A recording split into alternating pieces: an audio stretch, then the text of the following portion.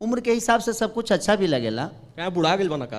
अब हम ही तो नहीं खेसारी भैया और पवन भैया एक साथ मंच पर कहिया दिखाई दी लोग। अभी तो उनके से पूछे कि बड़ी बड़ू हूँ। हाँ।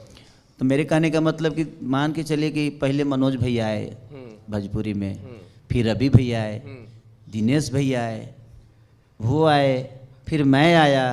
तो मेरे कहने का मतलब कि जब वह ना बताएंगे, जैसे दिनेश भैया बोले उस हिसाब से हम किए, रवि भैया बोले किए, मनोज भैया बोले किए, तो पहले वो बोले जी हाँ कब हम लोग को आना है। तो हमारा में कितना हमारा कौन अथी करे के भाई सुपारी सेट पहने के बाद हम तो कब हाफो पैंट पर निकल जाऊँ कुछ जाएगा एकदम। हाँ तो यही बात से एगो सवाल बा, पहले मनोज भैया, रवि भैया, अब दिनेश भैया राजनीति में, तो का एक बात पवन भैया की खेसारी भैया?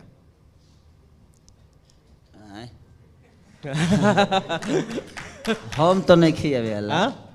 हो सकेला जो वो आवस जैसे जे उम्र के हिसाब से सब कुछ अच्छा भी लगेला। क्या बुढ़ा गेल बना का? अब हम ही तो नहीं खिया तो भाई हमको फंसा रहे हैं। फंसिए खेसारी लाल यादव फंसने वाले हैं। फिर कल कंट्रोवर्सी कराएंगे। अरे नहीं तो वो 16 साल के नहीं खन। हाँ सबका एक एज होता है। अब वो हीरो बनते हैं तो थोड़ा सा एज ग्रुप हो गया है। अब हीरोइन के साथ नाचते हैं तो थोड़ा सा अंकल टाइप का होता है सीजन। राजा जी लड़का नहीं खा भाई हम मजा ले रहे हैं।